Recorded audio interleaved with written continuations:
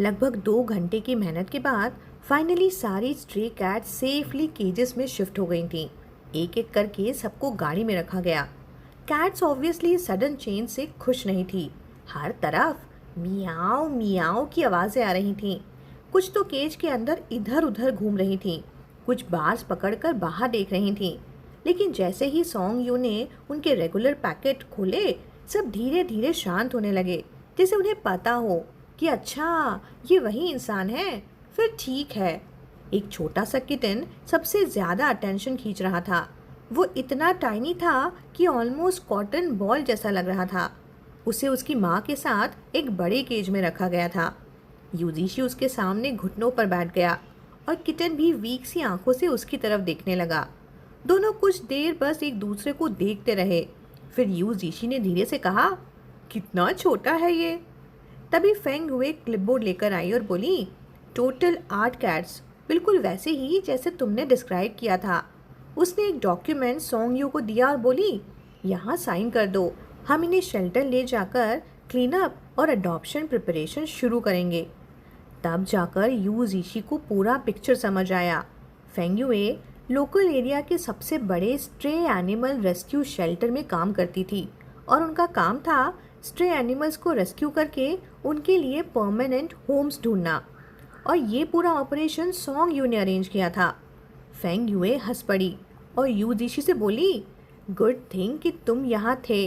Honestly ये शायद history का ईजीएस्ट रेस्क्यू ऑपरेशन था। पहले वाले जॉब्स में तो कैट्स हमें स्क्रैच स्क्रैच करके हाफ डेड ही कर देती थीं। उसने केज की तरफ देखा और बोली, ये सब तुम्हारी बात बहुत सुनते हैं, लगता है तुमने इनके साथ काफ़ी टाइम स्पेंड किया है। सॉन्ग यू ने सीधा जवाब दिया, मैंने कुछ खास नहीं किया, जैसे हमेशा, जैसे हर बार जब भी उसे क्रेडिट मिलता वो उसे तुरंत रिजेक्ट कर देता। लेकिन कुछ सेकंड बाद उसने अपनी पॉकेट से एक छोटी सी नोटबुक निकाली, बिल्कुल पाम साइज की। उसने नोटबुक फेंग युए को दी और बोला, इसमें सबकी हैबिट्स और पर्सनालिटीज़ लिखी हैं, शायद काम आ जाए। यूजीशी एक सेकंड के लिए बिल्कुल चुप हो गया। नोटबुक? मतलब वो सिर्फ खाना नहीं खिला रहा था, उसने हर कैट को इंडिविजुअली ऑब्जर्व किया था, उनकी आदतें याद रखी थी, उनका नेचर नोट किया था और शायद काफ़ी सालों तक उनका ख्याल रखा था। शेल्टर स्टाफ जेन्युइनली टच्ड हो गया। शेल्टर के वर्कर्स फिर से उसका शुक्रिया करने लगे। किसी ने तो रेस्क्यू सर्टिफिकेट देने की भी बात की, लेकिन सॉन्ग यू ने हमेशा की तरह मना कर दिया कि मैंने कुछ खास नहीं किया। यूजीशी को लग रहा था कि अगर मॉडेस्टी की कोई वर्ल्ड चैंपियनशिप होती तो शायद सॉन्ग यू गोल्ड मेडल ही ले आता। आखिर में रेस्क्यू वैन चली गई। सॉन्ग यू और यूजीशी साइड गेट के पास खड़े रहे। धीरे धीरे केजेस गाड़ी के अंदर छोटी होती गईं और फिर गायब। यूजीशी की नज़र ऑटोमेटिकली सॉन्ग यू के प्रोफाइल पर टिक गई। वही काम फेस, वही एक्सप्रेशनलेस आईज, जैसे कुछ हुआ ही ना हो। और इसी वजह से यूजीशी को और भी क्लियरली समझ आया कि सॉन्ग यू सच में इमोशंस दिखाना नहीं जानता था। वो चाहे जितनी बार कहे कि मैंने कुछ नहीं किया, लेकिन रियलिटी ये थी कि शायद फर्स्ट ईयर हाई स्कूल से ही वो इन कैट्स का ध्यान रख रहा था। क्या तुम्हें उनकी याद नहीं आएगी? यूजीशी ने पूछा। सॉन्ग यू फ़ोन पर कैब बुक कर रहा था। उसने सर उठाए बिना ही जवाब दिया, याद करना जैसा कुछ नहीं, यही बेस्ट चॉइस थी। चलते चलते यूजीशी उसे कल रात वाला ड्रीम बता रहा था कि मैंने कल सपना देखा था कि हम दोनों मिलकर कैट्स को फीड कर रहे थे। बस एंड नहीं बताऊंगा। ऑरेंज वाला पार्ट ऑब्वियसली उसने स्किप कर दिया। फिर उसने कंप्लेन मोड एक्टिवेट कर दिया। बोला, मुझे एक बार भी कैट्स को फीड नहीं करने दिया तुमने। लगता है वो ड्रीम एक वार्निंग था।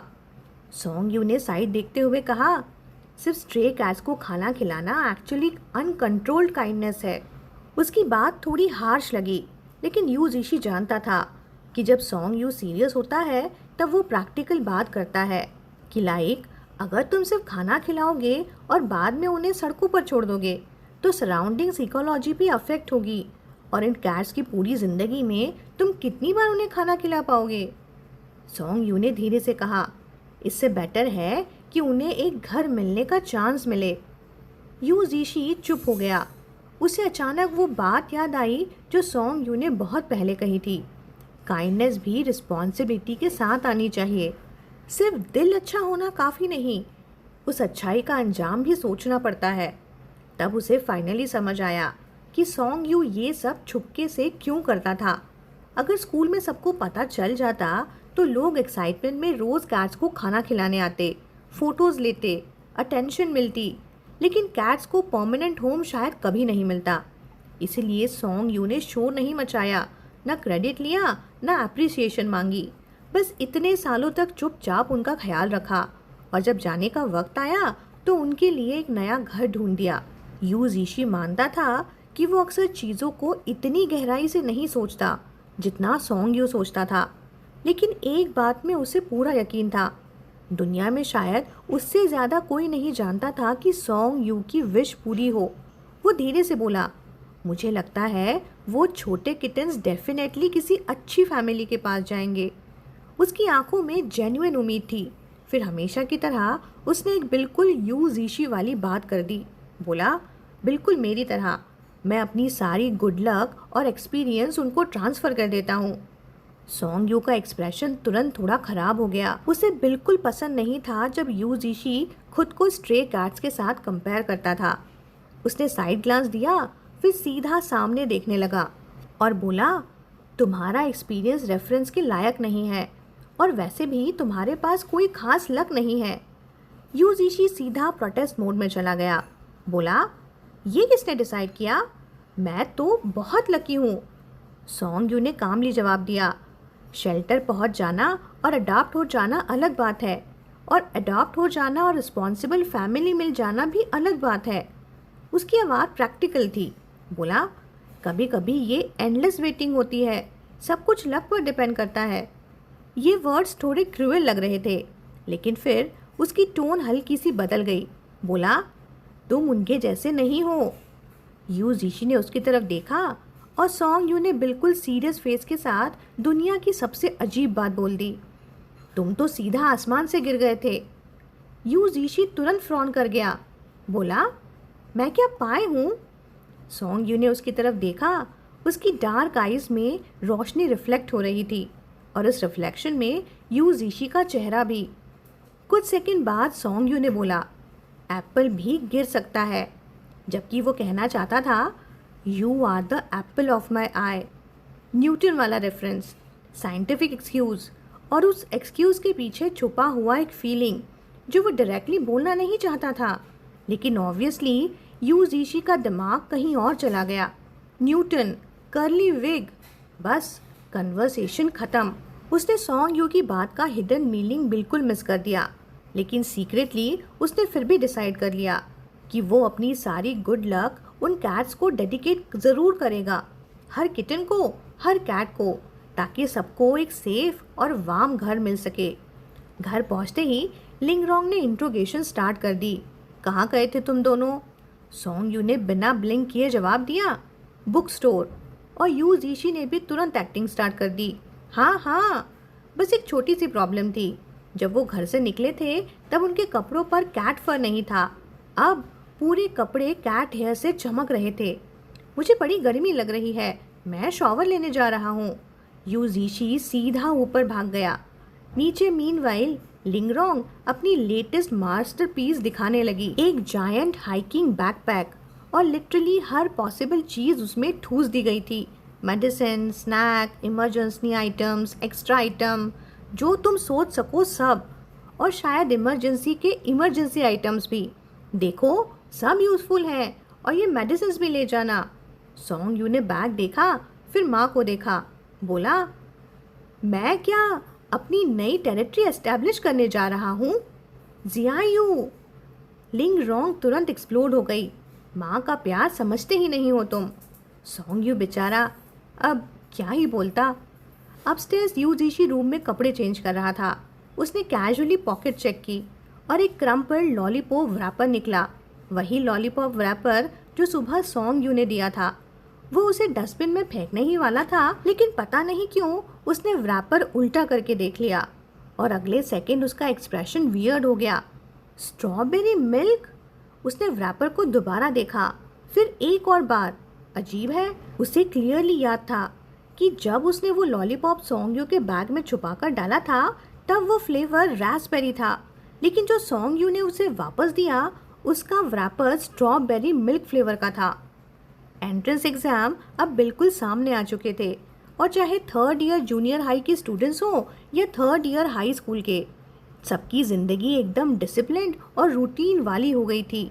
हर दिन क्लासेस, टेस्ट, रिवीजन और होमवर्क के बीच निकल जाता जैसे सब लोग एक ही गोल की तरफ दौड़ रहे हों। यूजीशी भी पहले से काफ़ी ज़्यादा सीरियस हो गया था। हर रात वो 5th फ्लोर के सेल्फ स्टडी रूम में बैठकर पढ़ाई करता, लेकिन उसका असली रीज़न मार्क्स या रैंकिंग नहीं था। उसे बस इतना अच्छा लगता था कि सामने वाले बिल्डिंग में सॉन्गयू भी पढ़ रहा होगा। जब तक सॉन्गयू की नाइट सेल्फ स्टडी खत्म नहीं होती थी, यूजीशी भी घर जाने का नाम नहीं लेता था। दोनों फिर हमेशा की तरह साइकिल पर साथ घर लौटते थे। उस रात भी दोनों साइकिल चला रहे थे जब सॉन्गयू ने बिल्कुल कैजुअली एक बात कह दी, मैं परसों बीजिंग जा रहा हूँ ट्रेनिंग के लिए। यूजीशी का ध्यान तुरंत उसकी तरफ चला गया। उसकी साइकिल हल्का सा हिल गई और उसने जल्दी से हैंडल संभाला। क्या? बीजिंग? कब? परसों। परसों मतलब सिर्फ 2 दिन बाद? सॉन्गयू ने सिर्फ एक छोटा सा कहा। यूजीशी का मूड उसी पल धीरे धीरे नीचे गिरने लगा, लेकिन उसने कोशिश की कि उसकी आवाज़ नॉर्मल लगे। बोला, ट्रेनिंग कैंप कितने दिन चलेगा? 1 महीना। 1 महीना? ये 2 शब्द उसके दिमाग में बार बार घूमने लगे। 1 महीना शायद सुनने में इतना लंबा नहीं लगता था, लेकिन यूजीशी के लिए ये पहली बार था जब वो इतने लंबे वक्त तक सॉन्गयू से दूर रहने वाला था। कुछ देर तक दोनों के बीच साइलेंस रहा। सॉन्गयू जैसे कुछ और कहना चाहता था, लेकिन आखिर में उसने कुछ नहीं बोला। साइकिल की टायर्स की आवाज़ और रात की हल्की हवा ही उनके बीच बात करती रही जब तक दोनों घर नहीं पहुंच गए। 2 दिन बाद जब मैथमेटिकल ओलंपियाड टीम को बीजिंग के लिए निकलना था, तब यूजीशी इंग्लिश क्लास में बैठा हुआ था। वो स्कूल गेट तक जाकर सॉन्गयू को बाय भी नहीं कह सकता था। क्लास खत्म होते ही वो सीधा खिड़की के पास गया और बाहर देखने लगा, लेकिन तब तक स्कूल के एंट्रेंस पर कुछ भी नहीं बचा था। ना बस, ना स्टूडेंट्स और ना सॉन्गयू। सब लोग जा चुके थे। मैथमेटिकल ओलंपियाड टीम में वैसे भी बहुत कम स्टूडेंट सिलेक्ट हुए थे। पूरे पाइया स्कूल से सिर्फ 2 लोग चूज हुए थे। उनमें से एक सॉन्गयू था। जियांग यूफान उसके पास आया और उसके शोल्डर को हल्का सा बम देते हुए बोला, सुना है तुम्हारा गेगे ओलंपियाड ट्रेनिंग टीम में सिलेक्ट हुआ है। लोग कह रहे थे कि जो स्टूडेंट्स वहां तक पहुंच जाते हैं उनका टिंगशुआ जाना लगभग कंफर्म होता है। सच है क्या? यूजीशी अब भी खिड़की के बाहर देख रहा था। बोला, पता नहीं। कहते हुए उसकी आवाज़ में यूजुअल एनर्जी बिल्कुल नहीं थी। उसने खुद को बार बार समझाने की कोशिश की, बस 1 महीना ही तो है, ज़्यादा लंबा नहीं है, मैनेज हो जाएगा। लेकिन दिल उसकी बात सुन ही नहीं रहा था। इसी वक्त एजुकेशन ब्यूरो की कोच बस बीजिंग की तरफ जा रही थी। पहिया से निकलने के बाद वो जिंगलियान हाई स्कूल पर रुकी, जहाँ से 2 और स्टूडेंट्स बस में चढ़े। बस के अंदर सॉन्गयू विंडो सीट पर बैठा था। ईयरफोन्स लगे हुए थे, आंखें बंद थी और उसका एक्सप्रेशन वैसे ही शांत था जैसे उसे दुनिया की किसी चीज़ से कोई मतलब ही ना हो। तभी किसी ने उसके शोल्डर पर टैप किया। यो! सॉन्गयू ने एक ईयरफोन निकाला और आंखें खोली। उसके सामने जिया जीशू खड़ा था। चेहरे पर वही यूजुअल ब्राइट स्माइल और वो फेमस टाइगर टीथ चमक रहे थे। सॉन्गयू के लिप्स के कॉर्नर्स हल्के से ऊपर उठ गए। जिया जीशू ने अपना लगेज साइड में रखा और उसकी बगल वाली सीट पर बैठ गया। फिर बोला, मैं तो थक गया यार, सुबह और ब्रेकफास्ट खा लेना चाहिए था। सॉन्गयू ने उसके लगेज की तरफ देखा, फिर बोला, तो इतना सारा सामान लाने को किसने कहा था? मेरी माँ ने। ये सुनते ही दोनों को एक ही बात समझ आ गई कि हर माँ दुनिया में लगभग एक जैसी ही होती है। ओवर पैकिंग उनकी स्पेशल स्किल्स होती हैं। जिया जीशू सीट पर आराम से फैल गया और एक लंबी सांस लेते हुए बोला, मैंने सुना है कैंप के रूल्स बहुत स्ट्रिक्ट हैं। मुझे लग रहा है ये पूरा महीना बहुत बोरिंग होने वाला है। फिर उसने सॉन्गयू की तरफ देखा और मुस्कुरा दिया। फिर बोला, गुड थिंग तुम भी आ रहे हो। कम से कम मुझे पूरा महीना अकेले फील नहीं होगा ना। सॉन्ग यू अपने हाथ में वायरलेस ईयरफोन घुमाता रहा और फिर बिल्कुल फ्लैट टोन में बोला, मैं वहाँ हूँ या नहीं उससे कोई फर्क नहीं पड़ता। जिया जीशू का चेहरा तुरंत गिल्टी सा हो गया। उसे क्लियरली समझ आ गया था कि सॉन्ग यू किस बात की तरफ इशारा कर रहा है। तो बोला, मुझे बिल्कुल समझ नहीं आ रहा कि तुम क्या बोल रहे हो। अच्छा? सॉन्ग यू ने हल्की सी आईब्रो उठाई। अच्छा क्या? इतने अजीब हो तुम। जिया जीशू ने सीधा मुंह बना लिया। मैथमेटिकल ओलंपियाड ट्रेनिंग कैंप की ज़िंदगी normal third year high school students से भी काफ़ी ज़्यादा टफ थी। रोज़ के क्वेश्चंस का अमाउंट पहले से कई गुना ज़्यादा था और ट्रेनिंग की इंटेंसिटी भी इतनी हाई थी कि हर दिन दिमाग का दही ही बन जाता था। प्रेशर बहुत था, लेकिन उस प्रेशर के साथ इम्प्रूवमेंट भी फास्ट हो रही थी। बस प्रॉब्लम ये थी कि जितनी नॉलेज गेन होती थी उतनी ही एनर्जी भी खर्च हो जाती थी। और इसी बिजी रूटीन के बीच हर रात एग्जैक्टली 10 बजे सॉन्ग यू के फ़ोन पर एक मैसेज ज़रूर आता। सेंडर हमेशा वही होता, यू जीशी, लेकिन उसके मैसेजेस बाकी सब लोगों से बिल्कुल अलग होते थे। लिंग रोंग हर रोज़ पूछती, आज डिनर में क्या खाया, थक तो नहीं गए, नींद ठीक से आ रही है ना, और फिर पेशेंटली रिप्लाई का वेट भी करती। लेकिन यू जीशी, उसे कभी रिप्लाई की ज़रूरत ही नहीं होती थी। वो बस जो देख लेता, जो सोच लेता, जो शेयर करना चाहता बस भेज देता। कभी स्कूल जाते वक्त आसमान में फिश शेप क्लाउड दिखा तो उसकी फ़ोटो भेज दी। कभी एग्ज़ाम में हाई स्कोर आया तो आंसर शीट की फ़ोटो, स्कोर के आसपास खुद से हेलो इफ़ेक्ट बनाकर। कभी कोई नया सोडा फ्लेवर ट्राई किया तो बॉटल की पिक्चर। कभी रैंडम कैट तो कभी रैंडम ट्री, कभी रैंडम थॉट, जैसे वो बस सॉन्ग यू की लाइफ में अपनी डेली प्रेजेंस छोड़ रहा हो। पहले 3 दिन सॉन्ग यू ने कोई रिप्लाई नहीं दिया। ट्रेनिंग कैंप के रूल्स बहुत स्ट्रिक्ट थे। फ़ोन साथ में रखना मना था और सब डिवाइसेस डॉर्म रूम में ही छोड़ने पड़ते थे। जब तक सॉन्ग यू मैसेजेस देख पाता तब तक काफ़ी वक्त बीत चुका होता। कई बार वो रिप्लाई करना चाहता भी था, लेकिन फिर सोचता, अब इतनी देर बाद क्या रिप्लाई करूं, और फिर मैसेज बिना जवाब दिए रह जाते। लेकिन चौथे दिन सब बदल गया। उस रात ट्रेनिंग ख़त्म होते होते रात के 10:30 बज गए थे। सॉन्ग यू इतना थक चुका था कि डॉर्म में आते ही सीधा बेड पर गिर गया। साइड में लेटकर उसने फ़ोन ऑन किया। आंखें मुश्किल से खुली हुई थी। उसने सोचा बस मैसेजेस देख लेता हूँ, लेकिन देखते देखते ही नींद आ गई। फ़ोन अभी भी उसके हाथ में था। पता नहीं कितनी देर बाद फ़ोन वाइब्रेट हुआ। सॉन्ग यू ने आंखें खोली। नींद से उसकी विजन अभी तक ब्लर थी। स्क्रीन पर नोटिफिकेशन चमक रहा था, यू जीशी सेंड अ फोटो। उसने फ़ोटो ओपन करने के लिए स्क्रीन दबाई। अगले ही सेकेंड उसकी सारी नींद गायब हो गई। फ़ोटो में यू जीशी का हाथ था और उसकी स्किन पर छोटे छोटे लाल रैश निकले हुए थे। सॉन्ग यू सीधा उठकर बैठ गया। उंगलियां तुरंत कीबोर्ड पर चलने लगी। क्या हुआ तुम्हें? रिप्लाई ऑलमोस्ट इंस्टेंटली आ गया। Voice message. यू जीशी की आवाज़ में हल्का सा गुस्सा और शिकायत मिली हुई थी। बोला, जियांग यूफान आज स्कूल सुपरमार्केट से नया ओडेन लेकर आया था। मैंने बस कुछ फिश बॉल्स खाए थे, लेकिन उन चीप मैन्युफैक्चरर्स ने उसमें भी बहुत सारा व्हीट फ्लोर मिला दिया था। उसकी टोन सुनकर लग रहा था जैसे उसके साथ बहुत बड़ा धोखा हो गया हो। दूसरा वॉइस मैसेज भी तुरंत ही आ गया। इस बार आवाज़ और भी बेचारी सी थी। बोला, मैंने जानबूझकर नहीं खाया। वो फिश बॉल्स इतने सफ़ेद और टेस्टी लग रहे थे। मुझे लगा कि घर वाले फिश बॉल्स जैसे ही होंगे, सिर्फ फिश पेस्ट बना के बने हुए। मैसेज ख़त्म होते ही डॉर्म का दरवाज़ा खुला। जिया जीशू अपनी फ़ोन कॉल ख़त्म करके रूम में वापस आया और अंदर आते ही उसकी आंखें फट गईं। नॉर्मली सॉन्ग यू इस टाइम तक या तो सो रहा होता या बुक पढ़ रहा होता, लेकिन आज सॉन्ग यू बेड पर सीधा बैठा हुआ था, फ़ोन हाथ में। उंगलियां इतने स्पीड से स्क्रीन पर चल रही थी जैसे कोई इमरजेंसी हो। उसका यूजुअली काम और इनडिफरेंट रूममेट इस वक्त क्लियरली किसी बात पर टेंस था। जिया जीशू ने 2 बार ब्लिंक किया, फिर डिसबिलीफ में बोला, मैं सपना तो नहीं देख रहा। सॉन्ग यू, तुम एक्चुअली किसी को इतनी जल्दी रिप्लाई कर रहे हो? जिया जीशू को सच में लगता था कि सॉन्ग यू इंसान कम और मशीन ज़्यादा है।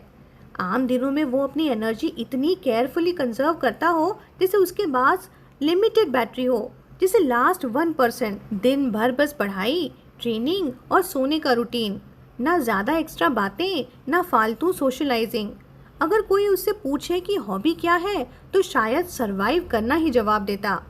लेकिन कभी कभी उस बर्फ़ के पहाड़ में अजीब सी दरारें भी नज़र आ जाती हैं, जैसे कल ही कैफेटेरिया में हुआ था। ट्रेनिंग कैंप के स्टूडेंट्स खाना खा रहे थे और कैफेटेरिया के बड़े स्क्रीन पर वन पीस का एपिसोड चल रहा था। नॉर्मली सॉन्ग यू खाना खाते वक्त सिर्फ अपनी प्लेट देखता था, जैसे दुनिया में और कुछ एग्जिस्ट ही नहीं करता। लेकिन कल उसने अचानक सर उठाया और लगभग 5 मिनट तक स्क्रीन को देखता रहा। उस वक्त जिया जीशु को लगा था कि इस आइस कोल्ड जीनियस के अंदर कहीं ना कहीं एक हॉट ब्लडेड शाओनेन एनीमे फैन भी छुपा हुआ है। पर फिलहाल तो अभी सॉन्ग यू को अपने रूममेट के रूम में लौटने का भी पता नहीं चला। उसका सारा ध्यान फ़ोन पर था, उंगलियां स्क्रीन पर तेज़ी से चल रही थीं। कितनी बार बोला है मैंने, बाहर की चीज़ें कम से कम खाया करो। वीट इतना कॉमन एलर्जेंट है, अवॉइड करना मुश्किल होता है। इतने बड़े हो गए हो और अभी तक समझ नहीं आता। रिप्लाई तुरंत आ गया, आता है ना। उसके साथ एक स्टिकर भी था, एक छोटा सा पपी रोते हुए। सॉन्ग यू का एक्सप्रेशन थोड़ा सा सॉफन हुआ। उधर जिया जीशु कैजुअली अपने बाल खराब करता हुआ बेड पर बैठ गया। उसने सीन देखा और मजाक उड़ा दिया।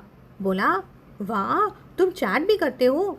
सच बोलूं तो मुझे लगता था कि तुम किसी माउंटेन केव में कल्टीवेशन करने चले गए हो। मैं तो शौक में हूँ कि कोई ऐसा भी इंसान है जो तुम्हें बेड पर बैठकर मैसेज करने पर मजबूर कर सकता है। उसने स्पेशली बैठकर वाले वर्ड्स पर जोर दिया, क्योंकि नॉर्मली सॉन्ग यू तो लेट कर ही दुनिया से बात करना पसंद करता था। सॉन्ग यू ने फाइनली फ़ोन से नज़र उठाई, लेकिन उसने जिया जीशु की तरफ देखा भी नहीं। बिल्कुल शांत आवाज़ में बोला, तुमसे तो फिर भी बेटर हूँ। तुम तो एक फ़ोन कॉल में 1 घंटा निकाल देते हो। रोज़ डिनर में क्या खाया उसकी पूरी रिपोर्ट देते हो। फिर उसने सीधा वार किया और पूछा, तुम डेटिंग कर रहे हो क्या? जिया जीशु ने उसी वक्त पानी पिया था, लगभग गले में ही अटक गया। उसने मुश्किल से खुद को संभाला और सोचा, ये आदमी सच में डेंजरस है। फिर बोला, कौन डेटिंग कर रहा है? मैं क्यों डेटिंग करूँगा? सॉन्ग यू ने सीधा काउंटर मारा और बोला, तो इतने गिल्टी क्यों लग रहे हो? फ़ोन फिर वाइब्रेट हुआ। सॉन्ग यू ने स्क्रीन अनलॉक की और उस मोमेंट उसकी सारी अटेंशन वापस फ़ोन में चली गई। यू जीशी का मैसेज आया था कि सॉन्ग यू गेगे, मुझे आपकी याद आ रही है। I miss you. रूम अचानक बहुत क्वाइट लगने लगा। तुम ही गिल्टी लग रहे हो। जिया जीशी ने लाइट बंद कर दी और ब्लैंकेट ओढ़ते हुए बोला, मैं तो सब समझ रहा हूँ, चलो सो रहा हूँ। लेकिन सोने से पहले उसने एक नज़र और सॉन्ग यू की तरफ डाली और फिर वो फ्रीज हो गया। अंधेरे डॉर्म रूम में फ़ोन की हल्की सी रोशनी सॉन्ग यू के चेहरे पर पड़ रही थी और वो स्क्रीन को देखकर फ्रीज हो गया था। एक्सप्रेशन बहुत सटल था, बहुत ही सटल, लेकिन जिया जीशु ने देख लिया। जिया जीशु ने आंखें सिकोड़ी और बोला, अरे तू स्माइल कर रहा है क्या? कितना क्रीपी लग रहा है यार। उसी वक्त फ़ोन की स्क्रीन ऑटोमेटिकली ब्लॉक हो गई। रूम की आखिरी रोशनी भी गायब हो गई। सॉन्ग यू की आवाज़ अंधेरे में सुनाई दी, बकवास बंद करो, बिल्कुल नहीं हंसा मैं। झूठ। जिया जीशु ब्लैंकेट में लपेटकर उल्टा पड़ गया और बोला, मैंने देखा था, तुम्हारी आंखें हंस रही थीं। मैं सपना नहीं देख रहा था, ये कोई हिस्टोरिकल मोमेंट है। तुम बहुत बोलते हो। सॉन्ग यू ने सीधा वर्डिक्ट सुना दिया, मैं नॉर्मल बोलता हूँ। जिया जीशु ने तुरंत जवाब दिया। फिर अचानक उसे कुछ याद आया तो वो बोला, आहा अब समझा, तुम प्रोजेक्शन कर रहे हो। एक्चुअली डेटिंग तुम ही कर रहे हो, है ना? अंधेरे में कुछ सेकंड की खामोशी छाई रही। फिर सॉन्ग यू की आवाज़ आई, इस बार बिना किसी हेसिटेशन के। वो बोला, ना, बिल्कुल सीधा, बहुत डिसाइसिव। जिया जीशु को फिर भी लग रहा था कि कुछ तो गड़बड़ है, लेकिन उसे इतनी समझ ज़रूर थी कि अगर वो और ज़्यादा खुदाई करेगा तो शायद खुद ही किसी मुसीबत में फंस जाएगा। इसीलिए उसने समझदारी दिखाई, ब्लैंकेट खींचकर पलट गया और अंधेरे में सीलिंग को देखते हुए बोला, ठीक है फिर, मैं भी डेट नहीं कर रहा। रूम कुछ सेकेंड्स के लिए बिल्कुल शांत हो गया। फिर अंधेरे में सॉन्ग यू की आवाज़ आई, जिया जीशु। किसी ने कभी तुम्हें बताया है कि कभी कभी तुम टॉप स्टूडेंट होने के लिए बहुत ज़्यादा बेवकूफ़ हो? जिया जीशु वॉज लाइक, हैं? उसने सीधा ब्लैंकेट अपने सर तक खींच लिया। बस आज के लिए दोस्ती ख़त्म। उस रात के बाद एक नया रूटीन बन गया। अब यू जीशी को हर रोज़ सॉन्ग यू का रिप्लाई मिलता था, इसलिए चाहे जितनी भी रात हो जाए वो वेट करता रहता। कभी कभी तो आंखें बंद होने लगती थीं, लेकिन फिर भी फ़ोन साइड में रखकर वो सोता ही नहीं था। उसने फ़ोन का डू नॉट डिस्टर्ब मोड भी बंद कर दिया था कि कहीं ऐसा ना हो कि सॉन्ग यू का मैसेज आए और वो मिस कर दे। पहले यू जीशी को सोते वक्त फ़ोन वाइब्रेशन से उठना बिल्कुल पसंद नहीं था, लेकिन अब फ़ोन एक बार भी वाइब्रेट करे तो चाहे वो कितनी भी गहरी नींद में हो, तुरंत आगे खोल देता। सबसे पहले स्क्रीन चेक करता, लेकिन हर बार रिवॉर्ड नहीं मिलता था। कई बार एक्साइटमेंट के साथ फ़ोन उठाता और सामने इंश्योरेंस कंपनी या प्रमोशनल मैसेज होता या कोई स्टॉक मार्केट की एडवर्टीजमेंट। उस वक्त उसका मूड इतना ख़राब होता कि किसी ने उसके सपने तोड़ दिए हों। धीरे धीरे उन दोनों की चैटिंग का अपना ही पैटर्न बन गया। एक दिन यू जीशी ने ऑरेंज और कॉटन कैंडी की लड़ाई की फ़ोटो भेजी तो सॉन्ग यू का रिप्लाई आया, क्वेश्चन मार्क। बस एक क्वेश्चन मार्क और कुछ नहीं। एक बार यू जीशी ने लेट नाइट स्नैक की फ़ोटो भेजी तो सॉन्ग यू का जवाब आया, फुल स्टॉप। सिर्फ एक फुल स्टॉप, जैसे ऑफिशियली अनाउंस कर रहा हो कि मैं रात के टाइम फूड शेयरिंग कल्चर को सपोर्ट नहीं करता। कभी कभी यू जीशी किसी डिफ़िकल्ट क्वेश्चन की फ़ोटो भेज देता और कुछ मिनट बाद सॉन्ग यू की तरफ से सॉल्यूशन आ जाता, स्टेप बाय स्टेप एक्सप्लेनेशन के साथ। कभी फ़ोटो पर डायरेक्टली कैलकुलेशंस लिखी होती, कभी साइड में नोट्स, कभी शॉर्टकट मेथड्स। धीरे धीरे यू जीशी को लगने लगा जैसे सॉन्ग यू इंसान कम और अपग्रेडेड टी होल रोबोट ज़्यादा है। एक ऐसा रोबोट जिसके पास थोड़ी एक्स्ट्रा इंटेलिजेंस इंस्टॉल्ड हो। तुम उसे अपनी डेली लाइफ शेयर करो और वो एक कमेंट दे देगा। तुम अपनी प्रॉब्लम भेजो, वो आंसर दे देगा। तुम्हारे इमोशंस डायरेक्टली प्रोसेस नहीं करेगा, लेकिन तुम्हारी हर बात क्वाइटली रिसीव कर लेगा। और अजीब बात ये थी कि यू जीशी को ये अरेंजमेंट बहुत पसंद था। कभी कभी उसे लगता था कि शायद वो खुद भी एक छोटा रोबोट ही है। हर दिन का उसका मिशन होता सॉन्ग यू से इंटरैक्ट करना। मिशन कंप्लीट, रिवॉर्ड मिल गया तो इमोशन पॉइंट्स +10। उसके बाद दोनों के प्रोग्राम स्मूथली चलते रहे। कोई बग नहीं, कोई क्रैश नहीं, बस नॉर्मल ऑपरेशन। एक दिन लंच ब्रेक में कैफेटेरिया यूजुअल तरीके से नॉइजी थी। जियांग यूफान ट्रे लेकर यू जीशी के पास आ बैठा। उसने देखा कि यू जीशी फिर फ़ोन में टाइप कर रहा है। स्क्रीन पर लिखा था, मैं तुम्हें एक बात बताता हूँ। तभी जियांग यूफान कैजुअली बोल पड़ा, तुम अपने भाई से थोड़ा ज़्यादा चिपके नहीं रहते? टाइपिंग करते हुए यू जीशी की उंगलियां अचानक रुक गईं। वो धीरे से पलटकर उसकी तरफ देखने लगा। क्या सच में?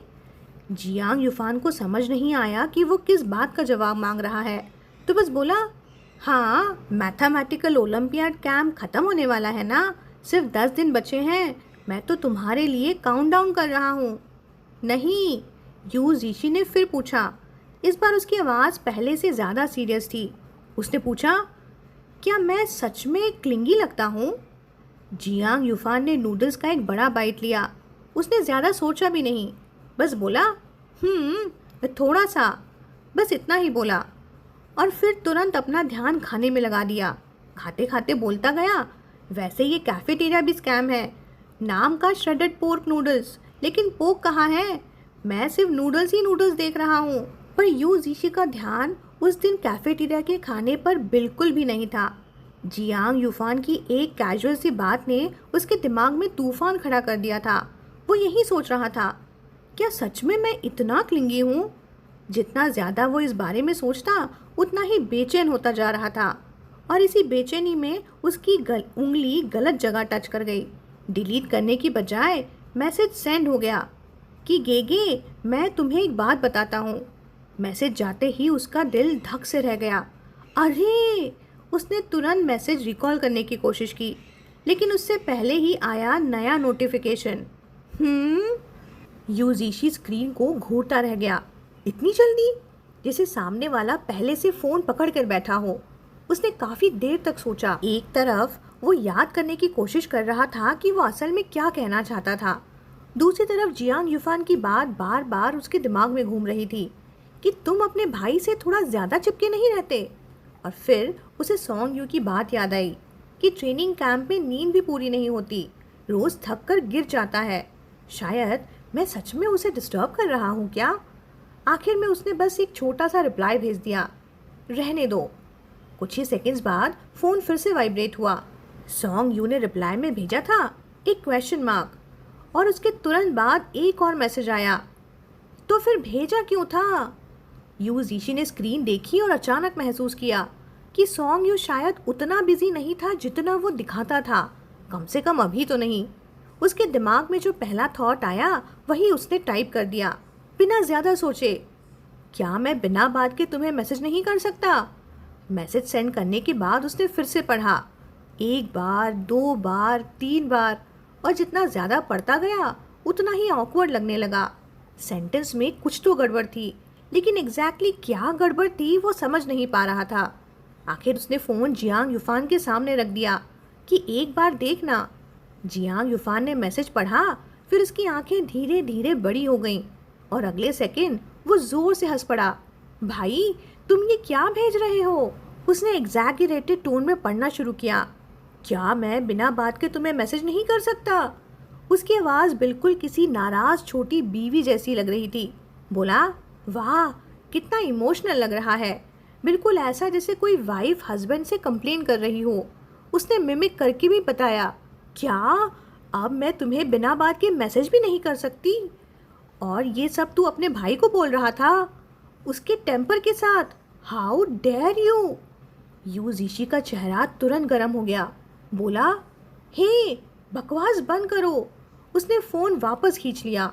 उसे अब समझ आया कि क्यों सेंटेंस अजीब लग रहा था। फेस टू फेस बोलना होता तो नॉर्मल लगता, लेकिन टेक्स्ट में बिल्कुल अलग मीनिंग निकल रहा था। वो अभी एक्सप्लेन करने ही वाला था कि फ़ोन वाइब्रेट हुआ। सॉन्ग यू का रिप्लाई आया था कि कर सकते हो, बस 3 शब्द। लेकिन यू जीशी फ्रीज हो गया। कर सकते हो? सच में? उसे लगा कि सॉन्ग यू बोलेगा, पढ़ाई करो या फालतू बातें मत किया करो, लेकिन उसने तो सीधा परमिशन दे दी। और उससे भी ज़्यादा अजीब बात तब हुई जब चैट बॉक्स के ऊपर लिखा आया, the other party is typing. 1 second, 2 second, 10 second, 1 minute, फिर भी टाइपिंग, अभी भी टाइपिंग। यू जीशी का दिल धीरे धीरे टेंशन से भरने लगा। लाइक, ब्रदर ये इतना लंबा क्या लिख रहा है?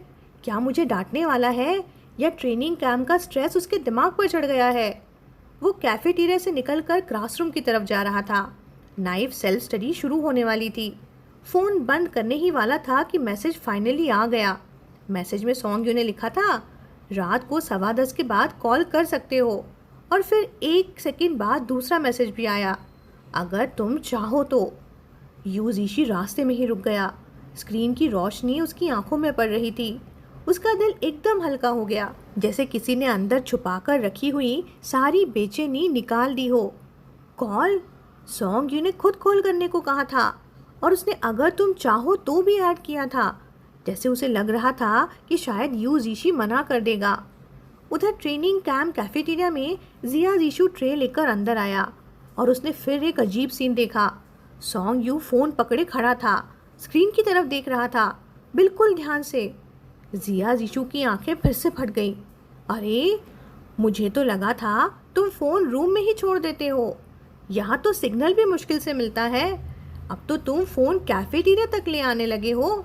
उसने सस्पिशियस नज़र से सॉन्ग यू को देखते हुए पूछा, सच सच बताओ, तुम दोनों का रिलेशनशिप एग्जैक्टली क्या है? जिया जीशु ने ट्रे सीधा टेबल पर रख दी। आवाज़ सुनकर सॉन्ग यू ने सर उठाया। आम लोग शायद उसके एक्सप्रेशन में कोई फ़र्क ना देख पाते, लेकिन जिया जीशु इतने दिनों से उसके साथ रह रहा था कि अब वो उसके माइक्रो एक्सप्रेशन भी पढ़ लेता था। और अभी अभी उसने सॉन्ग यू के चेहरे पर एक बहुत ही हल्का, लगभग ना के बराबर गिल्टी एक्सप्रेशन देख लिया था। उसने तुरंत जुबान चटकाते हुए कहा, टुट टुट टुट। ये चेहरा तो बिल्कुल ऐसा लग रहा है जैसे किसी को चीटिंग करते हुए पकड़ लिया गया हो। सॉन्ग यू ने सीधा फ़ोन उल्टा करके टेबल पर रख दिया, जैसे एविडेंस हाइड कर रहा हो। फिर बिना एक्सप्रेशन बदले वॉन्टन्स खाना कंटिन्यू कर दिया और बोला, तुम्हारे पास इतना फ्री टाइम है कि अब तुम फेशियल एक्सप्रेशन एनालाइज करने लगे हो। जिया जीशु जोर से हंस पड़ा, बोला, वाह, फाइनली मैं तुमसे इतना लंबा सेंटेंस बुलवा पाया। उसके टाइगर टीथ पूरी शान से बाहर आ गए। वो आगे बोला, सच बताओ, कौन सा इंसान है जो तुम्हें इतनी कंसंट्रेशन के साथ चैट करने पर मजबूर कर रहा है। फिर उसने सस्पिशियसली आंखें सिकोड़ी और बोला, रुको ज़रा, तुम जैसे फेशियल पैरालिसिस पेशेंट का कहीं ऑनलाइन रिलेशनशिप तो नहीं चल रहा? मैं चैट नहीं कर रहा, सॉन्ग यू ने बिल्कुल फ्लैट टोन में जवाब दिया। बस वीबो पर न्यूज़ देख रहा हूँ। और उसके मुंह से ये वर्ड्स निकलते ही कर्मा ने अटैक कर दिया।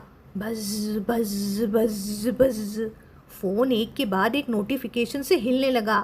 पूरा टेबल वाइब्रेट करने लगा, जैसे फ़ोन ने डिसाइड कर लिया हो कि आज मैं तेरे झूठ की इज्जत नहीं रखूँगा। जिया जीशु सीधा टेबल पर झुक गया। उसका हंसना कंट्रोल से बाहर हो रहा था। उधर सॉन्ग यू का एक्सप्रेशन कह रहा था, मुझे ज़रा भी ऑकवर्ड फील नहीं हो रहा, बिल्कुल नहीं, 1% भी नहीं। उसने बड़े कामली फ़ोन उठाया, अनलॉक किया और वी चैट खोला। स्क्रीन पर मैसेजेस की बारिश हो चुकी थी। यूजीशी के मैसेजेस, सच में मैं कॉल करना चाहता हूँ, मैं सच में कॉल करना चाहता हूँ। आज रात कैसे रहेगा गेगे, मैं आज ही कॉल करना चाहता हूँ। क्या मैं रोज़ कॉल कर सकता हूँ? मैं प्रॉमिस करता हूँ सिर्फ थोड़ी देर बात करूँगा, मैं बिल्कुल डिस्टर्ब नहीं करूँगा, प्लीज़ प्लीज़। उधर सॉन्ग यू, उस बेचारे की तो टेम्पल वाली नर्व विजिबली जम कर गई। जिया जीशु तो सीधा हंस हंस कर मरने वाला था। फाइनली बोला, वाह, क्या एक्सप्लोसिव न्यूज़ चल रही है तुम्हारे वीबो पर। नोटिफिकेशन तो मशीन गन की तरह आ रहे हैं। फिर उसने एक्टिंग करते हुए फ़ोन निकाला और देखने लगा, देखूं तो कहीं कोई सेलिब्रिटी रिलेशनशिप अनाउंस तो नहीं कर रहा, मैं भी देख लेता हूँ। उस मोमेंट पर सॉन्ग यू को ज़िंदगी में पहली बार पछतावा हुआ, सच्चा पछतावा। उसने सिर्फ इसीलिए कॉल करने की परमिशन दी थी ताकि यू जीशी नाराज़ ना हो, लेकिन उसने अंडर एस्टिमेट कर दिया था यू जीशी की एक्साइटमेंट लेवल को। अच्छा बाबा, मजाक नहीं उड़ाऊंगा, जिया जीशु ने नूडल्स का बाइट लेते हुए कहा। जल्दी रिप्लाई कर दो, देखो बेचारा कितनी बेचैनी से वेट कर रहा है। जिसे उसकी बात प्रूव करने के लिए फ़ोन फिर से वाइब्रेट हुआ।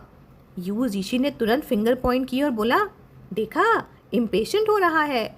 सॉन्ग यू ने कोई जवाब नहीं दिया। वैसे भी वो नॉर्मली जिया जीशु से अननेसेसरी बातें नहीं करता था। उसने सिर्फ फ़ोन की स्क्रीन देखी और नए मैसेजेस पढ़े।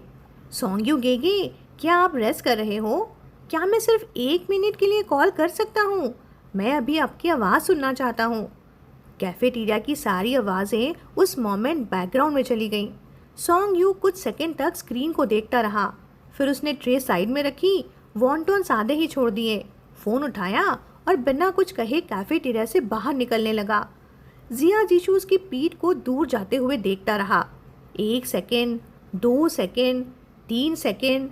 फिर उसकी आंखों में एनलाइनमेंट चमकी, जैसे न्यूटन के सर पर एप्पल गिरा हो, जैसे दुनिया का सबसे बड़ा मिस्ट्री सॉल्व हो गया हो। उसने तुरंत फ़ोन निकाला और जिंगलियान में बैठे जू ची चैन को मैसेज भेजा, मैं तुम्हें ना एक बहुत इम्पॉर्टेंट बात बताता हूँ। Song you definitely online relationship में है, 100% श्योर, और मुझे लगता है वो बहुत बुरी तरह फंस चुका है। उधर सॉन्ग यू बाहर आया और उसने यू जीशी को कॉल लगाया। सॉन्ग यू की आवाज़ इतने दिनों बाद फ़ोन पर सुनते ही यू जीशी का मूड सीधा आसमान में पहुंच गया। कॉल करने से पहले ही उसने बहुत ईमानदारी से प्रॉमिस किया था कि वो सिर्फ 1 मिनट बात करेगा, लेकिन जब कॉल फाइनली ख़त्म हुई तो स्क्रीन पर ड्यूरेशन दिख रहा था, 12 मिनट्स 3 सेकेंड्स।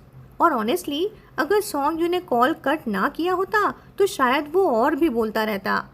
बचपन से ही यू जीशी को सॉन्ग यू से अलग रहना बिल्कुल पसंद नहीं था। जब भी दोनों कुछ दिनों के लिए अलग होते, उसके अंदर एक अजीब सी बेचैनी भर जाती, और जब वो छोटा था तो वो बेचैनी सीधा आंसुओं में बदल जाती थी। किंडरगार्टन में ही उसे समझ आ गया था कि रो कर भी सॉन्ग यू उसके पास नहीं आ सकता, क्योंकि चाहे जितना भी वो रो ले, सॉन्ग यू दूसरी बिल्डिंग में ही पढ़ने जाएगा। लेकिन जब वो प्राइमरी स्कूल में गया तब सिचुएशन और भी मुश्किल हो गई। उसे पता था कि सॉन्ग यू इसी स्कूल में है, उसे पता था कि गेगे 4th फ्लोर पर पढ़ता है। उसे पता था कि दोनों के बीच सिर्फ कुछ फ्लोर्स का फासला है, लेकिन फिर भी वो जाकर मिल नहीं सकता था। नए स्कूल के रूल्स, नए क्लासमेट्स और नए एनवायरनमेंट के बीच यूजीशी खुद को एडजस्ट नहीं कर पा रहा था। क्लास में बैठे बैठे उसे अचानक सॉन्ग यू याद आ जाता, फिर आंखों में पानी भर आता और फिर आंखों से बड़े बड़े आंसू टपकने लगते। सबसे अजीब बात ये थी कि सॉन्ग यू ने उससे कभी कहा था कि बाहर पब्लिक में जोर जोर से मत रोना। इसीलिए छोटे यूजीशी ने उस बात को बहुत सीरियसली ले लिया था। वो क्लास में कभी आवाज़ करके नहीं रोता था। पूरी क्लासरूम में सब बच्चे नॉर्मली पढ़ रहे होते और बीच में एक छोटा सा कर्ली हेयर्ड बच्चा सीधा बैठा हुआ, हाथ फोल्ड किए हुए, बिल्कुल डिसिप्लिन्ड, बस पूरा चेहरा आंसुओं से भीगा हुआ, एक भी आवाज़ नहीं, सिर्फ साइलेंट क्राइंग। टीचर बोर्ड पर पढ़ा रहे होते, अचानक पलट कर देखते और शॉक हो जाते। अरे ये फिर से रो रहा है, कब से? क्योंकि वो इतनी चुपचाप रोता था कि किसी को पता ही नहीं चलता था। उसके फर्स्ट ग्रेड के टेक्स्ट बुक्स तक रिंकल रह गए, आंसू एब्जॉर्ब करते करते। एक बार तो उसकी क्लास टीचर का दिल भी पिघल गया, तो उन्होंने स्पेशल परमिशन दे दी। उन्होंने सोचा ये बच्चा तो सच में बहुत बेचारा है, इसीलिए उन्होंने स्पेशल परमिशन दे दी। उस दिन यूजीशी अपनी छोटी सी कुर्सी लेकर सीधा फोर्थ ग्रेड की क्लास 8 में पहुंच गया, सॉन्ग यू के क्लास में। उसने चेयर सॉन्ग यू के बगल वाली आइल में रखी और कमाल की बात, जैसे ही वो वहाँ बैठा, मैजिक, बिल्कुल मैजिक, आंसू तुरंत बंद, मूड इंस्टेंटली बेटर, पूरा पीरियड शांति से निकल गया। इंग्लिश टीचर जब फोर्थ ग्रेडर्स को खड़े करके वोकैबुलरी बुलवा रही थी, तब फर्स्ट ग्रेड का यूजीशी भी पीछे दोनों हाथ बांधकर सीधा खड़ा हो गया। बड़े ध्यान से सबके साथ वर्ड्स रिपीट करता रहा, जैसे वो भी ऑफिशियली क्लास का स्टूडेंट हो। लेकिन उस रात घर लौटने के बाद सॉन्ग यू ने उसे डांट दिया था कि अगली बार मेरी क्लास में नहीं आना। तुम रो क्यों रहे थे? अब तुम एलिमेंट्री स्कूल के स्टूडेंट हो। यूजीशी को तुरंत बुरा लग गया, उसकी आंखें फिर लाल हो गई। बोला, मैं सिर्फ इसलिए रोया था क्योंकि मुझे तुम्हारी याद आ रही थी। ये जवाब सुनकर सॉन्ग यू खुद चुप हो गया। आखिर वो भी सिर्फ फोर्थ ग्रेड का बच्चा था, न उसके पास कोई साइकोलॉजिकल स्पीच थी और ना ही कोई मैच्योर एडवाइस। और सबसे इम्पॉर्टेंट बात, उसे पता था कि यूजीशी जैसे जिद्दी बच्चे को नॉर्मल लॉजिक से समझाना इम्पॉसिबल है। काफ़ी देर तक सोचने के बाद फाइनली इसने एक सॉल्यूशन निकाला। उसे समझाते हुए वो बोला, जब तुम मुझे मिस करो तो अच्छे से पढ़ाई करना, मैं भी अच्छे से पढ़ाई करूँगा।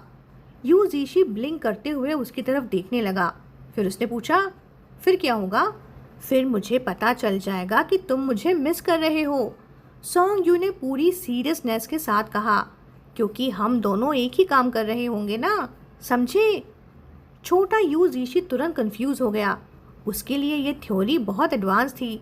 सॉन्ग यू ने फाइनल ब्लो देते हुए बोला, और अगर तुम मेरी क्लास में आते रहे ना तो मेरा सिग्नल डिस्टर्ब हो जाएगा, मुझे तुम्हारा सिग्नल रिसीव नहीं होगा। बस ये सेंटेंस सुनते ही यूजीशी मान गया पूरे दिल से। और इस तरह सिर्फ एक रैंडम झूठ बोलकर सॉन्ग यू ने लगभग 1.5 साल तक यूजीशी को सक्सेसफुली मैनिपुलेट कर दिया। यूजीशी सच में मानता रहा कि अगर वो अच्छे से पढ़ाई करेगा तो सॉन्ग यू उसका मिसिंग सिग्नल रिसीव कर लेगा। इसीलिए चाहे वो 3 साल का हो या चाहे 7 साल का या अब इतना बड़ा हो गया हो, यूजीशी को कभी ये कहने में शर्म नहीं आई कि मुझे तुम्हारी याद आ रही है, क्योंकि उसके लिए ये बात उतनी ही नेचुरल थी जितना सांस लेना। और शायद दुनिया में सबसे ज़्यादा बार जिस इंसान को उसने ये सेंटेंस बोला था वो हमेशा से एक ही था, सॉन्ग यू। फ़ोन कट करने के पहले भी यूजीशी ने एक बार फिर वही बात रिपीट की थी कि गेगे, मुझे सच में तुम्हारी बहुत याद आ रही है। फ़ोन की दूसरी तरफ कुछ सेकंड तक खामोशी छाई रही। सॉन्ग यू ने जवाब में मुझे भी नहीं कहा। वो ऐसा कब बोलता था? फिर सॉन्ग यू ने सीधा जवाब देने की बजाय कहा, मैं बीजिंग से तुम्हारे लिए कुछ स्पेशल पेस्ट्रीज लेकर आऊँगा। लेकिन सेंटेंस ख़त्म होते ही जैसे उसे कुछ याद आ गया। बोला, नहीं नहीं, रहने दो, तुम शायद खा ही नहीं पाओगे, उसमें वीट हो सकता है। यूजीशी एक सेकंड के लिए कंफ्यूज हुआ, फिर समझ गया, ओह एलर्जी। बीजिंग की काफ़ी ट्रेडिशनल पेस्ट्रीज में वीट होता था और यूजीशी के लिए वो रिस्की था। सॉन्ग यू बहुत कम ऐसी गलतियां करता था, इतने सालों में उसने यू जीशी के एलर्जीज को अपनी आदत बना लिया था। कौन सा फूड सेफ है, कौन सा डेंजरस है, कौन सी इंग्रेडिएंट्स लिस्ट चेक करनी है, सब कुछ उसे याद रहता था। इसलिए आज इतनी बेसिक सी गलती कर देना खुद सॉन्ग यू को भी थोड़ा ऑकवर्ड कर गया। लेकिन यू जीशी को उससे कोई प्रॉब्लम नहीं थी। उसका पूरा दिमाग तो ऑलरेडी एक और इम्पॉर्टेंट चीज़ में बिजी था। ट्रेनिंग कैंप ख़त्म होने में बस कुछ ही दिन बचे थे और वो ऑलरेडी प्लानिंग कर रहा था कि कैसे स्टेशन पर जाकर सॉन्ग यू को रिसीव करेगा। अगले 2-3 दिन तक दोनों रोज़ रात को कॉल करते रहे, कभी 10 मिनट, कभी 15 मिनट, कभी थोड़ा ज़्यादा, लेकिन लगभग हर रात। शुरू में जिया जीशु को ये सब बहुत इंटरटेनिंग लगता था। हर बार सॉन्ग यू को फ़ोन लेकर बाहर जाते देखकर वो छेड़ता, लेकिन धीरे धीरे उसे भी उसकी आदत पड़ गई थी। वैसे भी अगर कंपेयर किया जाए तो असली फ़ोन एडिक्ट तो खुद जिया जीशु था। डिफरेंस बस इतना था कि सॉन्ग यू की कॉल्स 15 मिनट में ख़त्म हो जाती थी और जिया जीशु कॉर्नर में बैठकर कभी कभी आधी रात तक फ़ोन पर लगा रहता था। एक रात तो अनयूजुअली जल्दी रूम में वापस आ गया। सॉन्ग यू ने किताब से नज़र उठाकर देखा और बिल्कुल मौका नहीं छोड़ा और पूछा, आज क्या हुआ? बात करने के लिए कुछ बचा नहीं? जिया जीशु ने शोल्डर्स उचका दिए, बोला, नहीं, जीचेन फ़ोन पर ही सो गया। उसकी टोन में इरिटेशन कम और अफेक्शन ज़्यादा था, जैसे वो आदत से मजबूर हो। थोड़ी देर बाद जिया जीशु शॉवर लेने चला गया। उसका फ़ोन बेड पर ही पड़ा था। कॉल अभी भी कनेक्टेड थी। सॉन्ग यू की नज़र अनजाने में स्क्रीन पर पड़ी। कॉल टाइमर अभी भी चल रहा था और जब जिया जीशु नहाकर वापस आया, उसने फ़ोन उठाकर फिर से कान से लगा लिया। एक भी शब्द नहीं बोला, ना हेलो, ना गुड नाइट, ना कुछ और। बस चुपचाप सुनता रहा, जैसे दूसरी तरफ किसी की सांसें सुनना ही काफ़ी हो। सॉन्ग यू ने उस वक्त कुछ नहीं कहा, लेकिन उसे वो सीन याद रह गया। उस रात बीच नींद में जब वो एक बार जागा, उसने रूम में हल्की सी रोशनी देखी। पहले लगा कि सुबह हो गई है, लेकिन जब उसने आंखें पूरी खोली तब पता चला कि रोशनी तो जिया जीशु के फ़ोन से आ रही थी। जिया जीशु गहरी नींद में सो रहा था। ब्लैंकेट आधा नीचे गिर चुका था, लेकिन फ़ोन स्क्रीन पर अभी भी वही कॉल इंटरफेस खुला हुआ था। कॉल डिस्कनेक्ट ही नहीं हुआ था। सॉन्ग यू कुछ सेकंड तक उस स्क्रीन को देखता रहा, फिर वापस लेट गया। उसके दिमाग में सिर्फ एक ही थॉट आया, पागल। अगली रात वो इसी बात पर जिया जीशु का मजाक उड़ाने वाला था, लेकिन मौका ही नहीं मिला। उस दिन ट्रेनिंग सेंटर के बाहर जिया जीशु का फ़ोन चोरी हो गया। बंदा पूरा ऑलमोस्ट पागल हो गया। शिट, मेरा फ़ोन! सबसे पहले उसने सॉन्ग यू का फ़ोन बोरो किया, पेरेंट्स को कॉल किया, फिर सीधा सू जी चैन को, लेकिन फ़ोन उठा ही नहीं। शायद अननोन नंबर देखकर पिक नहीं किया होगा, सॉन्ग यू ने मैटर ऑफ फैक्ट टोन में कहा। जिया जीशु ने फिर वी चैट खोला, एक के बाद एक मैसेजेस भेजने लगा, डजन्स लगातार, लेकिन रिप्लाई नहीं आया। उस रात नहीं, अगली सुबह भी नहीं। पूरे एक दिन बाद सिर्फ एक मैसेज आया, ओके, समझ गया, बस, और कुछ नहीं। नॉर्मली जिया जीशु हर दिन फ़ोन करता था, हर बात शेयर करता था। अब अचानक कनेक्शन ही टूट गया और तब उसे रियलाइज़ हुआ कि फ़ोन चोरी होना कितना इरिटेटिंग हो सकता है। सॉन्ग यू ने ऑफ़र भी दिया कि जब चाहिए मेरा फ़ोन यूज़ कर लेना, लेकिन जिया जीशु ने मना कर दिया। वो किसी और को डिस्टर्ब करना पसंद नहीं करता था। कभी कभी वीचैट लॉगिन कर लेता, कभी मैसेज भेज देता, लेकिन पहले जैसी बात नहीं रही। फिर वो बोला, अगर कल रात फ़ोन नहीं मिला ना तो मैं खुद भागकर नया फ़ोन खरीदने जाऊंगा। उसने ऐसा ही सोचा था, लेकिन रियलिटी में उसे मौका ही नहीं दिया। ट्रेनिंग कैंप फाइनल स्टेज में एंटर कर गया था। Pressure double, assignments double, mock competitions double. सब लोग इतने बिजी हो गए थे कि फ़ोन यूज़ करने का टाइम ही नहीं बचा। आखिरी कुछ दिनों में सबकी परफॉर्मेंस काफ़ी अच्छी रही, टीचर्स भी खुश हो गए। इसलिए एक शाम वो स्टूडेंट्स को बाहर डिनर पे ले गए और लाइफ में पहली बार खुद उन्होंने रूल्स तोड़ दिए। Tonight early rest, no extra assignments. पूरी बैच में खुशी की लहर दौड़ गई। वापस आते वक्त जिया जीशु ने रास्ते से 2 बॉटल ऑरेंज सोडा खरीद लिया, एक खुद के लिए और एक सॉन्ग यू के लिए। दोनों डॉर्मेट्री बिल्डिंग के सामने लिफ्ट का वेट कर रहे थे कि तभी पफ, पूरी बिल्डिंग की लाइट्स एक साथ बंद हो गईं। इलेक्ट्रिसिटी चली गई, अंधेरा छा गया। पहले सब कंफ्यूज थे, फिर एक के बाद एक स्टूडेंट्स बिल्डिंग से बाहर निकलने लगे। किसी के रूम में इंटरनेट नहीं था, लिफ्ट भी बंद, लाइट भी बंद। चलो फिर बाहर ही बैठते हैं, जिया जीशु ने सोडा का ढक्कन खोलते हुए कहा। सॉन्ग यू ने मना नहीं किया। दोनों डॉर्मेट्री के सामने फ्लावर बेड के किनारे जाकर बैठ गए। बीजिंग जैसे बड़े शहर में स्टार्स देखना वैसे ही मुश्किल था। जिया जीशु ने काफ़ी देर तक गर्दन ऊपर करके आसमान को स्कैन किया, लेकिन कुछ खास नज़र ही नहीं आया। आखिरकार उसने हार मानकर फिर से नीचे बैठते हुए सांस छोड़ी और बोला, यार टाइम सच में कितनी जल्दी निकल गया। उसने हल्की सी हंसी के साथ कहा, सिर्फ 3 दिन और बचे हैं। सॉन्ग यू ने कुछ नहीं कहा। उसने बॉटल उठाकर ऑरेंज सोडा का एक सिप ले लिया। स्वीटनेस ज़्यादा थी, बिल्कुल यू जीशी की पसंद का, बिल्कुल उसकी पसंद का नहीं। जिया जीशु ने उसके शोल्डर को हल्का सा बम किया और बोला, यूनिवर्सिटी एंट्रेंस एग्ज़ाम भी ऑलमोस्ट आ गए, क्या तुम नर्वस हो? सॉन्ग यू ने सीधा जवाब दिया, मैं ठीक हूँ। जिया जीशु हंस पड़ा, बोला, एज एक्सपेक्टेड। जिया जीशु ने दोनों पैर और ज़्यादा फैला दिए, पूरी तरह रिलैक्स पोस्चर में फ्लावर बेड के किनारे बैठा हुआ। बोला, तुम वैसे भी हर सिचुएशन में सेम ही रहते हो, एग्ज़ाम हो, कंपटीशन हो या कोई और प्रॉब्लम, तुम हमेशा ऐसे बिहेव करते हो जैसे सब कुछ नेचुरली ईजी हो, जैसे जो करना है बस कर दोगे। सॉन्ग यू ने उसकी तरफ देखते हुए बोला, तुम भी तो ऐसे ही हो।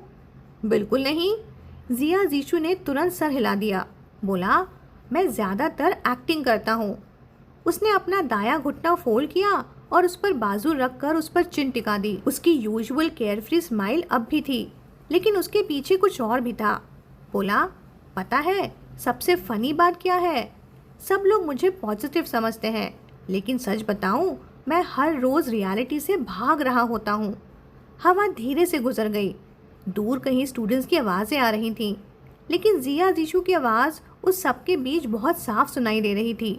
वो बोलता रहा, कभी कभी मैं लोगों के ग्रुप में होता हूँ, सबके साथ हंस रहा होता हूँ, जोक्स मार रहा होता हूँ, रैंडम बातें कर रहा होता हूँ, लेकिन अंदर से सिर्फ एक ही चीज़ चल रही होती है कि मैं थक गया हूँ, मैं बोर हो गया हूँ, मैं घर जाना चाहता हूँ।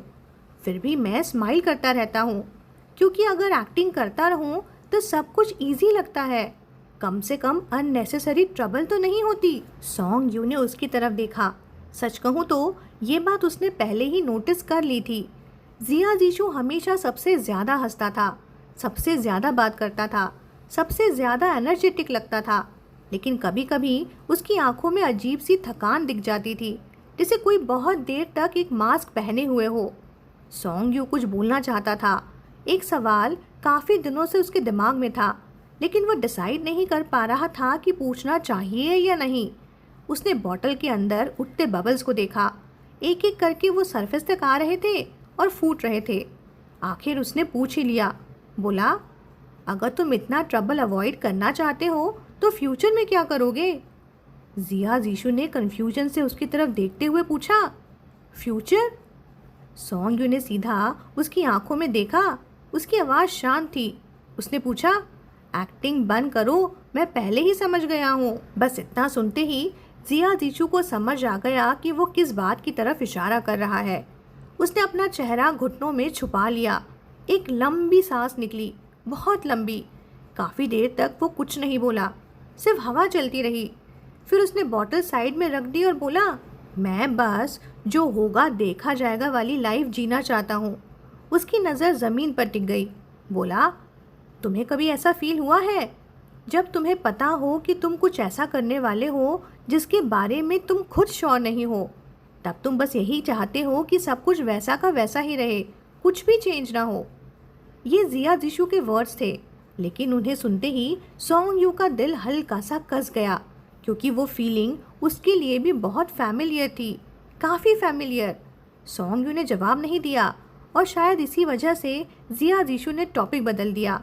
उसने सर उठाया और नाक रब करते हुए मुस्कुराते हुए कहा, वैसे एक बात पूछूं, बचपन में कभी तुम जोंगशन पार्क गए हो? सॉन्ग यू ने उसकी तरफ देखा और बोला, क्या बेवकूफ़ी भरा सवाल है। अच्छा, फिर पीजन्स को फीड किया था तुमने कभी? इस बार सॉन्ग यू उसे स्टेयर करता रहा, बिल्कुल एक्सप्रेशनलेस। जिया जीशु हंस पड़ा। उसके टाइगर टीथ अंधेरे में भी चमक रहे थे। बोला, मुझे बचपन में बहुत पसंद था। मैं छोटा सा बर्ड फूड का पैकेट खरीदता था, फिर हाथ की पाम में डालकर स्क्वाट हो जाता था। थोड़ी देर बाद सारे पिजन्स मेरे पास आ जाते, बिल्कुल बिना डरे, खुशी खुशी दाना खाने। उसी वक्त लगता था कि शायद वो मुझसे डरते ही नहीं।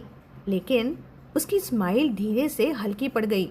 बोला, जिस सेकंड में उन्हें टच करने के लिए हाथ बढ़ाता था, वो सब उड़ जाते थे एक साथ, फाड़ फाड़ फाड़। उसने हाथ से हवा में गेस्चर बनाया, सब उड़ जाते। फिर चाहे मैं कितनी भी देर वेट करूं, वो कभी वापस नहीं आते। रात की हवा और ठंडी हो गई। जिया जीशु ने सामने देखते हुए धीरे से पूछा, मैं अभी बिल्कुल वैसे ही फील कर रहा हूँ, समझ रहे हो? उसके होठों पर अब भी स्माइल थी, लेकिन उस स्माइल के अंदर छुपी हुई बेचैनी पहली बार इतनी क्लियरली नजर आ रही थी। सॉन्ग यू के हाथ में पकड़ी सोडा की बोतल धीरे धीरे ठंडी हो चुकी थी, लेकिन उसे महसूस हो रहा था जैसे असली ठंड बोतल में नहीं थी। सॉन्ग यू समझ गया था, बिल्कुल समझ गया था, लेकिन उसकी सिचुएशन और जिया जीशु की सिचुएशन में एक बहुत बड़ा फ़र्क था। जिया जीशु उस कबूतर को छूना चाहता था, इसलिए डर रहा था कि कहीं वो उड़ ना जाए, और सॉन्ग यू, उसका कबूतर तो शायद कभी उड़कर जाने वाला ही नहीं था। चाहे वो कितनी बार भगाए, चाहे कितनी बार दूर धकेल दे, वो फिर भी उसके पीछे आ ही जाता था। लेकिन इसी वजह से सिचुएशन और भी डेंजरस थी। जिया जीशु को सिर्फ हाथ रोकना था और सॉन्ग यू को अपना हाथ वापस खींचना भी था और सामने वाले को दूर भी धकेलना था। काफ़ी देर तक वो बॉटल को यूं ही देखता रहा। फिर पता नहीं क्यों उसने उस नापसंद वाली ड्रिंक का एक और बड़ा सिप ले लिया। काफ़ी देर की खामोशी के बाद उसने पूछा, तो तुम ऐसे ही चलते रहने वाले हो? पता नहीं। जिया जीशु ने दूर चमकती हुई लाइट्स की तरफ देखा। उसकी आंखों में अजीब सी सॉफ्टनेस आ गई, जैसे वो किसी और दुनिया को देख रहा हो। बोला, कभी कभी इमेजिन करता हूँ हम दोनों एक ही यूनिवर्सिटी में चले जाएं, जनरल एजुकेशन क्लासेस साथ अटेंड करें, मैं बास्केटबॉल मैचेस खेलूं और वो साइड लाइन से देखे, सेम क्लब ज्वाइन करें, एक्टिविटीज़ में साथ घूमें, इंटर्नशिप के टाइम एक डिपार्टमेंट रेंट कर लें, रूममेट्स बन जाएं, रोज़ मिलते रहें। उसकी स्माइल धीरे से गहरी हो गई। बोला, बस इतना ही, मुझे लगता है इतना ही काफ़ी होगा। सॉन्ग यू हल्का सा हंस पड़ा। बोला, तुम्हारी डिमांड्स तो बहुत ही कम है। जिया जीशु ने सर हिला दिया। उस स्माइल में सेल्फ मॉकरी थी। बोला, जो चीज़ जितनी इम्पॉसिबल लगती है उसके लिए उतनी ही कम डिमांड रखनी पड़ती है। दुनिया इतनी बड़ी है, उसमें किसी ऐसे इंसान से मिलना जिसे तुम सच में पसंद करते हो, फिर पता चले कि वो भी तुम्हारे ही जेंडर का है, फिर उसका तुम्हें भी पसंद करना, ऑनेस्टली ये प्रोबेबिलिटी बहुत लो है। उसकी बात प्रैक्टिकल थी, रीजनेबल थी, और इसी वजह से और भी ज़्यादा दुख देती थी। सॉन्ग यू ने बिना सोचे अपनी ही प्रोबेबिलिटी कैलकुलेट कर ली और रिजल्ट देखकर खुद ही चुप हो गया। उसकी प्रोबेबिलिटी शायद और भी कम थी। इतना कोइंसिडेंस तो मूवीज़ में भी मुश्किल से दिखाते हैं। जिया जीशु ने कंधे उचका दिए और बोला, वैसे भी फ्रेंड्स रहना भी बुरा नहीं है, रोज़ मिल पाना भी काफ़ी लक की बात है। कुछ सेकंड्स बाद उसने ज़ोर से अपनी थाई पर हाथ मारा, जैसे खुद को मोटिवेट कर रहा हो।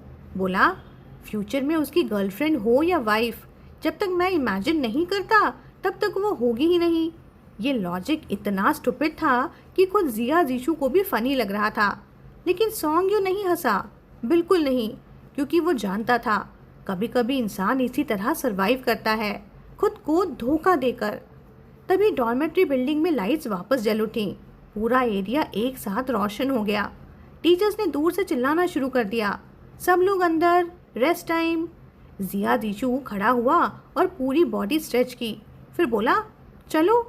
सॉन्ग यू भी उठ गया, और उस मोमेंट सॉन्ग यू को अचानक रियलाइज़ हुआ, शायद इसीलिए जिया जीशु इतने आराम से सब कुछ बोल गया था, क्योंकि वो और सॉन्ग यू इतने क्लोज होते हुए भी बहुत कम मिलते थे। और सॉन्ग यू वैसे भी एक वॉकिंग सेफ बॉक्स था, जो बात उसके अंदर जाती थी वो बाहर ही नहीं आती थी। इसलिए जिया जीशु ने उसे एक ट्री होल की तरह ट्रीट किया, एक ऐसा ट्री होल जो खुद कभी जवाब नहीं देता और ट्री होल्स के पास अपने सीक्रेट्स थोड़ी होते हैं, राइट? दोनों बिल्डिंग्स की तरफ चलने लगे। सॉन्ग यू सीढ़ियाँ चढ़ते हुए सोच रहा था। उसे लोगों को कंफर्ट नहीं करना आता और ऑनेस्टली उसे लगता भी नहीं था कि कंफर्ट से कुछ बदलता है।